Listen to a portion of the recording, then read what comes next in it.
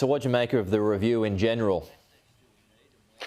There's a lot of questions there, more than there are answers, I think. I think, it's a starting point, and to sort of paraphrase Churchill, it's the end of the beginning rather than the beginning of the end on determining our future defence posture.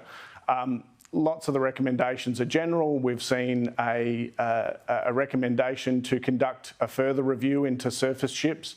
And there's a lot of work that the Defence Department will need to do to implement many of the recommendations, which are fairly general in nature.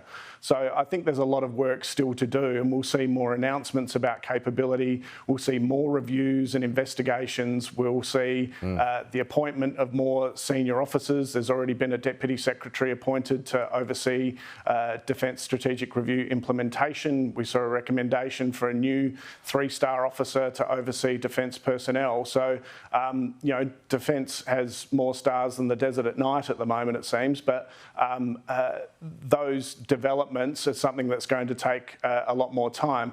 I think people are probably anxious to see what the future force looks like, what the budget will look like to fund that future force. And so for many people, yesterday's review would have been a series of questions rather than a series of answers. Yeah, well, so in that sense for you, Tyson, was it a bit of a damp squib, an anticlimax?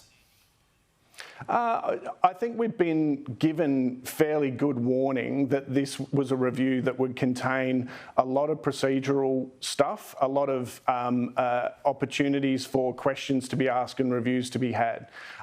So I'm not too surprised personally, but I am concerned, I think, as the rest of the national security establishment and defence industry are, about seeing what that detail will be. And so at the moment, I'm positive and I'm encouraged by the direction the review points the defence organisation.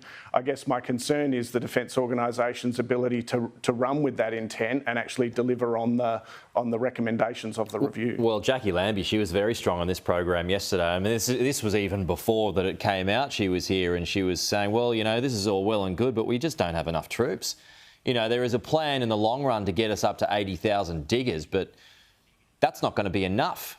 Do you share that criticism? It's hard in a country like Australia for us to field sufficient mass, and to feel like we've got a defence force that's large enough to be able to do the job. I guess I would say that I don't think we're going to fight wars in the way that we did in World War I and World War II, and to make up for our inability to generate sufficient mass to counter an adversary like China.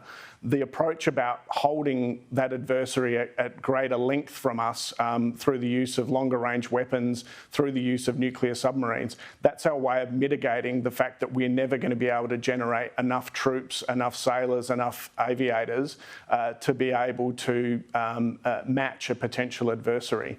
We're a long way off, where some countries find themselves in similarly troublesome neighbourhoods, countries like Finland and Sweden that embrace national service and those things. We're not ready for that, and we don't have that. I don't think the government has that contract with the Australian people yet.